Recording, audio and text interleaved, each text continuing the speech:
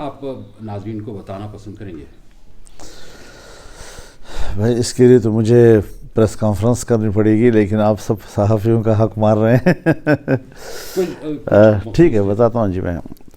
پہلی بات تو یہ ہے جی کہ جو ایک سال سے افغانستان پاکستان کے درمیان کچھ ناراضگیاں چل رہی تھیں، خاص طور پر پاکستان میں جو اسٹیٹ کے اوپر، فوج کے اوپر، پولیس کے اوپر حملوں میں اضافہ ہوا، تو یہ بڑی ناراضگی کا باعث تھا، اور اس کا نتیجہ یہ نکلا کہ تمام شعبوں میں پاکستان اور افغانستان کے درمیان تعاون کے راستے مسدود ہوتے چلے گئے۔ تو یہ بات بڑی تکلیف دہ تھی ہم سب کے لیے۔ اس میں کوئی شک نہیں ہے کہ افغانستان کی پوری تاریخ میں اگر کوئی پاکستان دوست عنصر موجود ہے تو وہ یہی امارت اسلامیہ اور تحریک طالبان افغانستان ہی ہے۔ اور جب پہلے ملا عمر مرحوم کی قیادت میں انقلاب آیا تھا تو اس وقت بھی پاکستان نے ان کو باقاعدہ تسلیم کیا تھا۔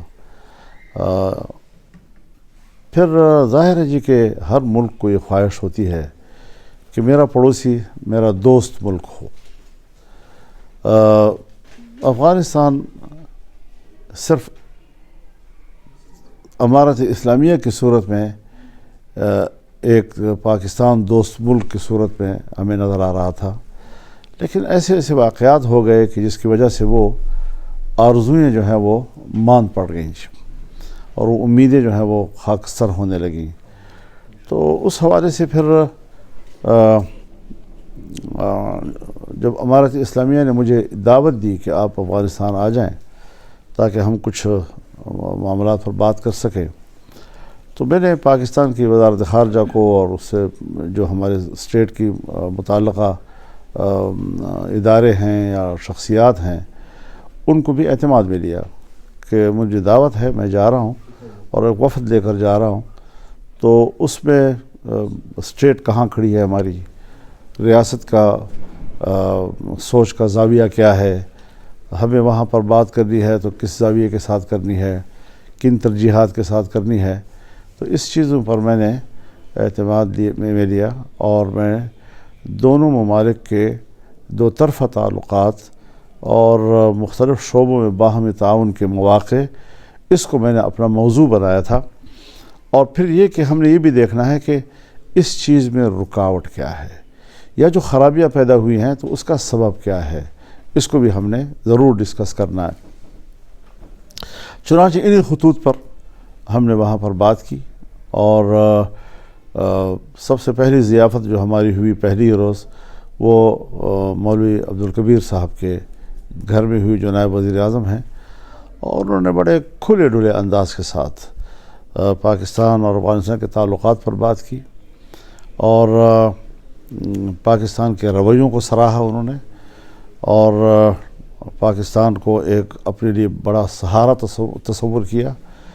اور ان واقعات کی طرف بھی نشاندہی کی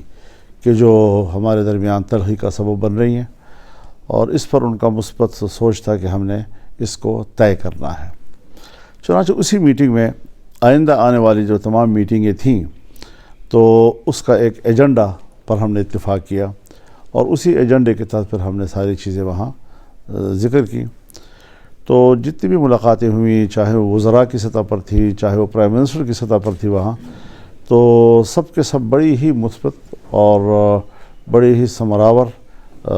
نظر آنے لگی ہمیں، اور ہم نے سوچا کہ الحمدللہ اس دورے سے برف پگھل گئی ہے۔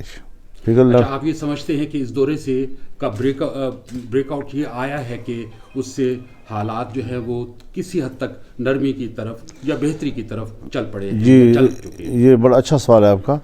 بنیادی بات یہ سمجھنی ہے کہ کیا ہم مسئلے کے حل اور اس کے نتائج حاصل کرنے کے لیے گئے تھے یا مسئلے کے حل کی شروعات کے لیے گئے تھے؟ ظاہر ہے کہ ہمارا دورہ مسئلے کے حل، مشکلات کے حل کی شروعات سے تعبیر کیا جا سکتا ہے۔ ہم سمجھتے ہیں کہ ہمارے اس دورے سے اچھی شروعات ہوئی، اور اس کی جب میں نے تفصیل یہاں پر پاکستان کی وزارت خارجہ ہمارے جیلانی صاحب خود میرے گھر تشریف لائے اور ایک لمبی میٹنگ ان کے ساتھ ہوئی اور تمام تفصیلات ان کے سامنے رکھی.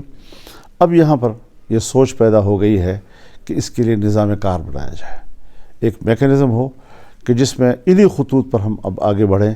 اور ان مشکلات کو بھی دور کریں جو اس تعلقات کی خرابی کا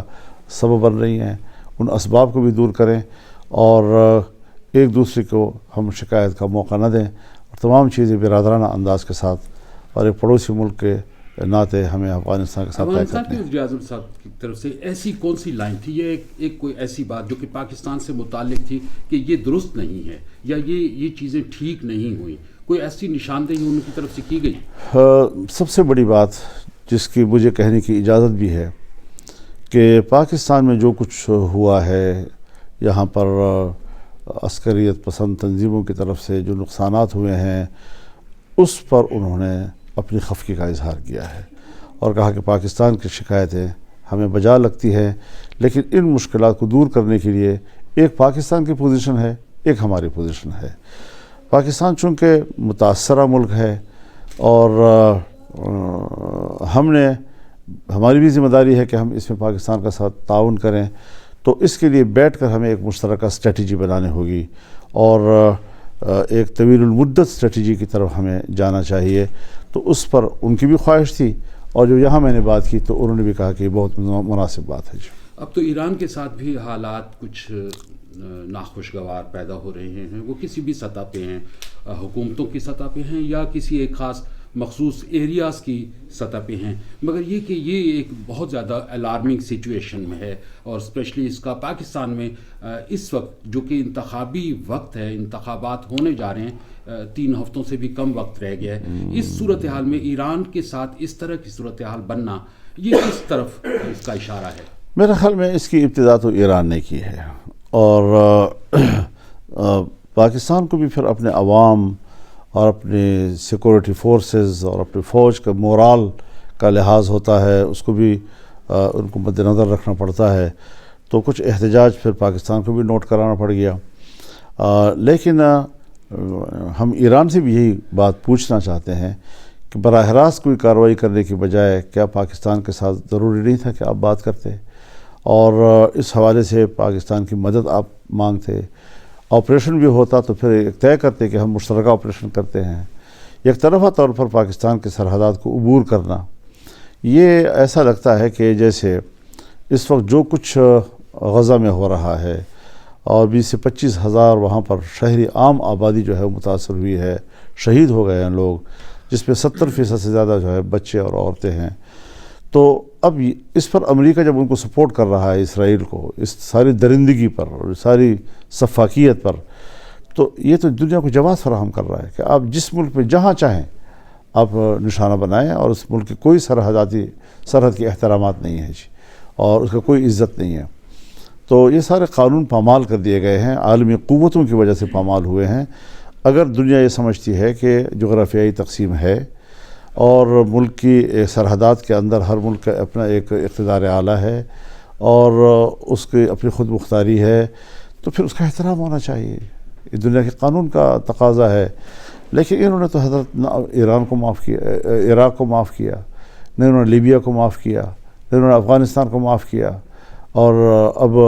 وہی چیز جو ہے اس کی نقالی ساری دنیا کر رہی ہے کہ اگر یہ کام تمہارے لیے جائز ہے تو میرے لیے بھی جائز ہے. تو ایک طاقتور کے مقابلے میں تو کمزور شاید جوابی کارروائی نہ کرے, لیکن جو برابر کی دنیا ہے وہ تو پھر جنگ میں چھڑ جائے گی. یہ ایران اور پاکستان کے درمیان جو ایک طرح سے جھڑپ ہوئی ہے, یہ 2 ملکوں کا ہے یا اس کے علاوہ بھی کوئی وجوہات ہو سکتی ہیں, کوئی عالمی سطح کی کوئی قوتیں اس میں انوالو تو نہیں ہو سکتی؟ آپ کا کیا خیال ہے؟ دیکھیے, پہلی بنیادی بات تو یہ ہے کہ ایک مجھے عجیب سا لگا, ایران کہتا ہے کہ میں نے بلوچ علیحدگی پسندوں کو نشانہ بنایا ہے, جبکہ یہاں پر بچے شہید ہوئے ہیں جی. پاکستان کہتا ہے میں نے بلوچ علیحدگی پسندوں کو نشانہ بنایا ہے جی. اب دونوں کا نشانہ جو ہے بلوچ ہیں اور بلوچ علیحدگی پسند ہیں. تو پہلے تو اس بات کو واضح کیا جائے کہ اگر کوئی ایسا معاملہ ہے کہ جس میں ایک ہی برادری, ایک ہی قوم وہ یکساں طور پر دونوں ممالک کے لیے مشکلات کا باعث ہے، تو اس کے لیے بھی ایک مشترکہ اسٹریٹجی ہونی چاہیے تھی، اس کا طریقہ کار ہونا چاہیے تھا، لیکن وہ بدقسمتی سے نہیں اپنایا گیا۔ ہمیں اس حقیقت کا اعتراف کرنا چاہیے کہ بہرحال ایران ہمارا پڑوسی ملک ہے۔ سفیروں کا واپس بھیجنا، وہاں سے منگوا لینا اور یہاں سے واپس بھیج دینا، یہ کس حد تک کا شدید رویہ ہے؟ یہ سفارتی احتجاج کا حصہ ہے، ہمیشہ ہوتا رہتا ہے۔ کبھی سفیر کو ہم اپنے سفارت خانے میں بلا کر اسے احتجاج کرتے ہیں، کبھی اس کا سکیل اوپر ہوتا آتا ہے تو پھر ہم سفیر کو بلا لیتے ہیں۔ اگر کسی نے باقاعدہ ملک کے سرحدات کے اندر جا کر حملہ کیا ہے تو ایک جوابی کارروائی اس طرح بھی کر لی جاتی ہے، لیکن یہ اس لیے نہیں ہوتا کہ جنگ کو دوام دیا جائے، یہ صرف احتجاج نوٹ کرانے کے لیے ہوتا ہے۔ میرے رائے واضح طور پر ہے کہ دونوں پڑوسی ممالک ہیں، قدیم ہمارے پڑوسی ہونے کے ناطے سے گہرے روابط ہیں، اور اس کا لحاظ رکھتے ہوئے اب بھی وقت ہے کہ ہم مزید کوئی منفی اقدام نہ کریں بلکہ مثبت اقدامات کا آغاز کریں اور اس معاملات کو ہم شائستگی کے ساتھ حل کریں۔ آپ 8 فروری کے انتخابات کے حوالے سے ناقد رہے ہیں، مزید یہ سچویشن کچھ خراب ہوتی محسوس ہو رہی ہے، آپ اب بھی سمجھتے ہیں کہ الیکشن ہونے چاہیے یا اب کچھ اس کو روکا نہیں جا سکتا لہٰذا ہونے دیا جائے؟ دیکھیے، ہم نے جو الیکشن کے لیے تیاریاں شروع کی ہیں وہ تو 8 فروری کے اب الیکشن ہی کے لیے ہیں۔ ہم نے جو کچھ کہا اسے نہ سنا گیا اور نہ مانا گیا، تو ظاہر ہے الیکشن کا تو ہم انکار نہیں کر رہے، الیکشن تو ہوں گے، اور اگر اس میں کوئی عدم توازن سامنے آتا ہے، کوئی شکایات سامنے آتی ہیں، عوام کا پولنگ اسٹیشنوں تک پہنچنے میں رکاوٹیں سامنے آتی ہیں یا بدعملی کی وجہ سے یا موسم کی وجہ سے، تو یہ تو پھر ہم نے اپنی بات ریکارڈ پہ رکھ دی ہے، اس سے آگے ہم کوئی اسٹیٹ کے لیے رکاوٹ تو نہیں بنیں گے۔ یہ سپریم کورٹ کا جو فیصلہ تھا انتخابی نشانات کے حوالے سے اور اس کے بعد کے جو اقدامات ہیں،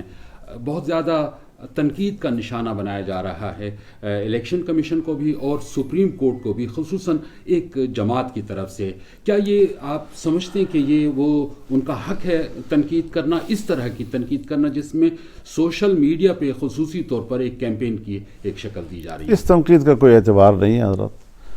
یہی صحافی، یہی چینلز، یہی اخبارات، یہی ادارے